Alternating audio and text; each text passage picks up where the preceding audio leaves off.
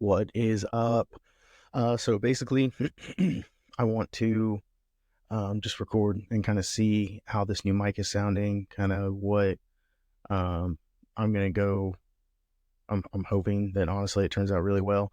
What I want to do is I'm gonna start just talking about my journey, me getting sober, which even to this day still impacts me a lot. Um, I guess it's hard to explain without just jumping right into it. So, back in the day, which was about 3 years ago, um, I was, I guess, struggling with getting sick, not feeling good and stuff a lot. That turned into going to the hospital and always thinking there was something wrong with me. Um, and to be completely honest, I had lots of different doctors and things talk to me in a way that kind of opened my eyes up, meaning uh what's the best way to put it? Like I had one doctor, I don't know his first name, but it was Dr. Jackson. He literally looked at me and he was like, if you continue to do what you're doing, you're gonna die. Now I get that it's not this big for everybody, to be honest with you. It's like this for me because I'm a type 1 diabetic and I have been drinking for a long time. Nicotine, tobacco, also, I used to chew, things like that. So I had a lot of these different habits in my arsenal, and it really just kind of created lots of health problems. Things like vascular issues, nerve damage. I have a lot of nerve damage in my stomach, which kind of sucks.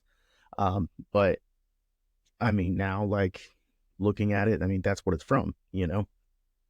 So that being said, um, I really am at this point a little over 3 years sober now from alcohol.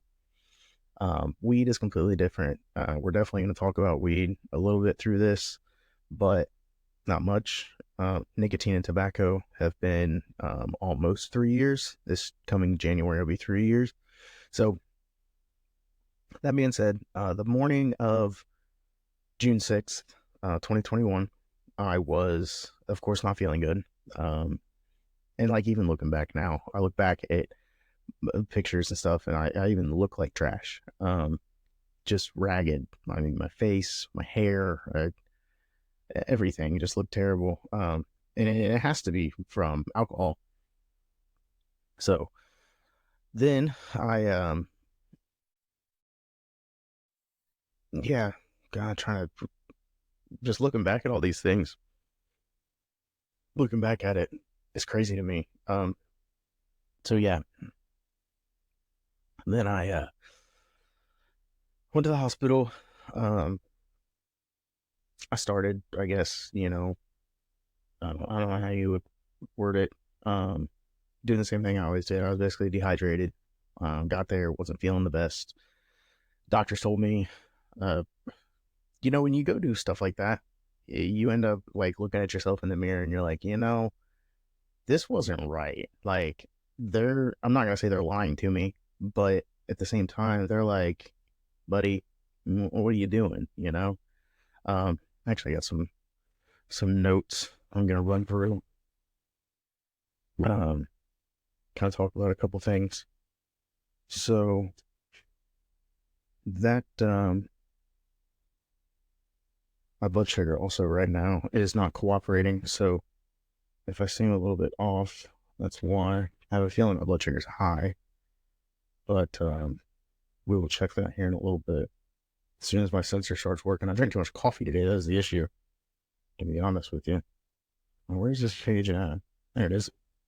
Um, so yeah, the uh the morning I quit drinking. So that was basically going. I was dehydrated.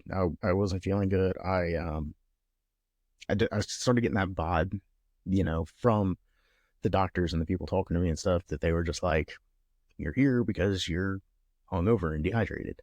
That made me feel like shit for real. So at the time that I was doing all this, I was landscaping um with a buddy.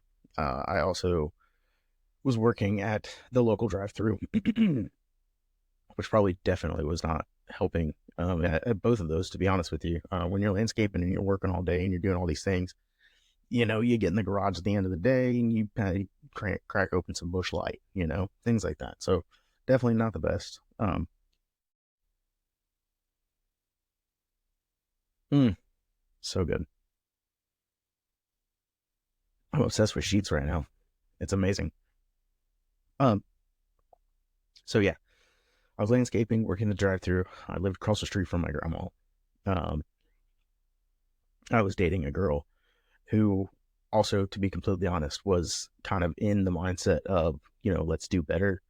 I thought it was pretty cool. She called me out a lot about things, and it made me a better person in general.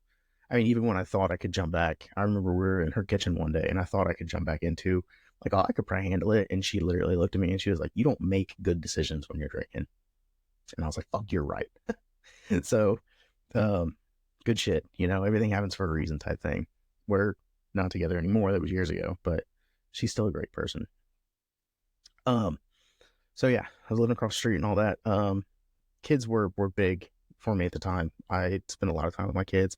I was looking back at my pictures from that time, and I have so many pictures of um, my oldest, just her and her whole vibe, her smile. They're everywhere. And then like hanging out with my youngest and doing Legos and things like that. I mean, it's one of those things where it's not necessarily that I miss doing those things. It's that I could have done better with if I wasn't drinking. And I look back now and I'm like, okay, bet, like this is what's keeping me going. So I did smoke weed. I still smoke weed. I didn't stop smoking weed for a while. I also, when I got sober, I just didn't. I was taking care of myself, but I also just stopped caring about a lot of things, like my hair, for example. I let my hair grow out for a minute. Um, um, so yep, still working at the drive-through. My oldest daughter and me were super close. I know that I messed up um, with that. I'm actually in the process of fixing it now. I think about it all the time. It's not something at all I'm proud of. I don't mean to check my phone. I'm doing my blood sugar, take some insulin for it. Um, um, I put on here the fireworks. This is from looking through my pictures. The fireworks that we did were awesome. They just worked out so well. I really liked it. Um, I started getting smaller and looking more healthy. So that was only a month later. 4th of July. So if I quit on June 6th, then a month later, I was already starting to look a little bit more healthy and getting smaller, things like that. Small is definitely not the way to go, but when you're drinking whiskey all the time, you're definitely holding on to a lot of that sugar. So it was kind of probably just filtering out of my system, to be honest with you. Um, which there's nothing wrong with that. That was a good thing for real. Um, I'm gonna take insulin real quick now that this is starting to work again. I'm hoping that when I go back and listen to this or record it, that this new microphone sounds really good. It wasn't super expensive. It was only $30 on Amazon. Um, just for right now, just to see, based on the noise cancellation and things like that, see if it kind of helps out, which would be pretty cool. I hope it does. I think it will. It's my hope.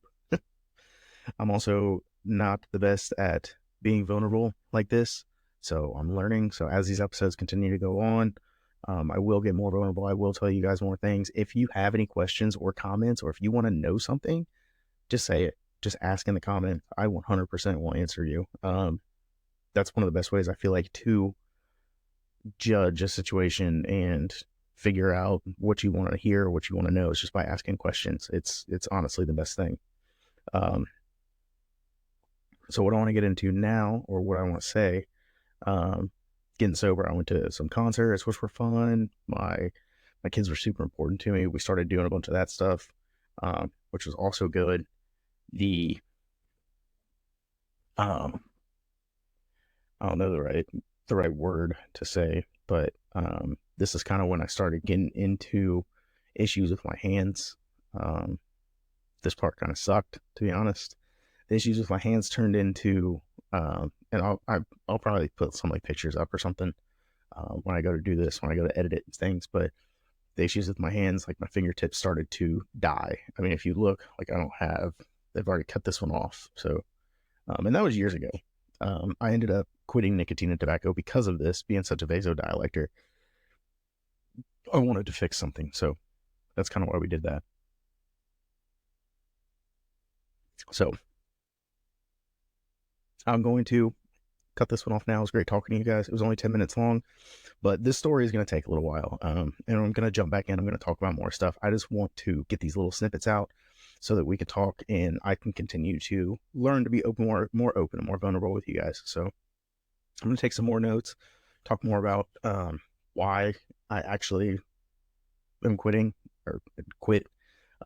It's not only about getting sick, it's also about getting healthy. It's also about feeling better. It's also about that mental space. When I was drinking a lot, you look back and you're like, man, I wasted so much time and money on things and people that didn't actually give a shit, not about me or not about anything else. That's not a good feeling, to be honest with you. That's kind of a shitty feeling. You don't notice it till you're outside the bubble. And that bubble's hard to get out of sometimes. So just lots and lots of self-awareness that come with all this. I started journaling, which is awesome. That definitely has helped a lot. But the overall was starting to feel better, starting to get better, starting to want better, saving money. It definitely, like, all that stuff helps, and it's definitely noticeable. But once an addict, always an addict. If anyone's listening to this and they're also struggling with addictions of any type, whether, no matter what it is, you're going to find something that to replace it. My something was, of course, the gym and eating healthy and trying to take better care of myself. And from that, actually ran into lots more problems. I mean, problems with my stomach and problems with the, different things going on. So if it ain't one thing, it's the other. It's just all about how we interpret the situations, our perspective on the situation, the acceptance of said situation. There's so many different avenues and things. So we'll talk more about that. I'm gonna go into talking about my hands a little bit. I'm gonna continue to go through my pictures and figure out kind of what I was doing next. I remember I went and seen Hardy and Brantley Gilbert in the first 6 weeks of being sober. I remember being at the Hardy concert with my brother and some friends, and it just, I was super high because I was still smoking weed. I was just super zoned out, and I still to that time couldn't get my anxiety under control, which, come to find out, had a lot to do with weed, smoking weed and not having my anxiety under control. But that being said, now we're a lot better. So I remember going to see Brantley Gilbert with my mom. That was pretty fun. It was kind of weird because my daughter was there with my ex-wife. We weren't sitting or anything together, but I really wish that it would have been me and my daughter, not me and my mom. That was a cool concert, though. I've seen BG 3 times now, so which is pretty cool. The fireworks that year were awesome. BB, my youngest daughter, she was just starting to bloom, just starting to light up. I mean, everything she did and everything she does was just super into being happy, which she's still like that to this day, which is great.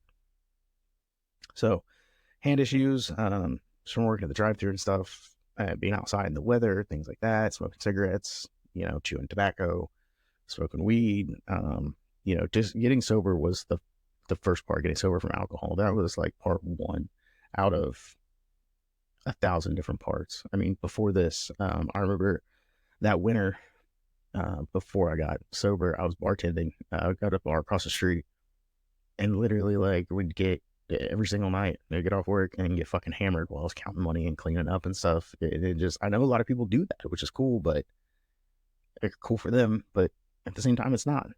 There's a lot of things I neglected, a lot of things that I should have done better. And now I have that opportunity to, because I'm sober. So I'm going to cut this one short. It's only 14 minutes. I definitely like learning, being vulnerable with you guys and kind of going this route. So I'm going to continue to do the video podcasts and all that. It's going to be a little bit different from this point on, but we're going to keep moving with it, rolling with it. And I'm just really looking forward to getting this out there and continuing to talk to everyone. So again, if you have any comments, if you want to know anything, shoot me a message, shoot me an email, get on my website, wisezendragon.com. Oh, my package just came. I ordered a book, The Gap and the Gain. I listened to it on audio, but I wanted the book so I could do the journal prompts and stuff, so I could actually go through and highlight things and write stuff down. So I'm pretty excited about that. So I'm going to go grab that real quick. Go to my website, wise, W-I-S-E, zen, Z-E-N, dragon.com. Sign up. Newsletters every Wednesday. Blog posts, all my blog posts on the website and they're on Medium. Feel free to check them out. I like to write about everything from couples and relationship goals to self-awareness and gratitude. And, a little bit of everything. I try to write 2 or 3 blog posts a week. We're going to shoot to upload podcasts 2-3 times a week. So just a lot of uploading, a lot of things going on. New Year starting. I also, in my store, have digital products for building habits and things like that. Gratitude journals, things that I'm working on. So go check it out. Go check everything out. Sign up, email me, ask me any questions. I look forward to talking to you guys and expect another episode here, I don't know, within 48, 72 hours. Later.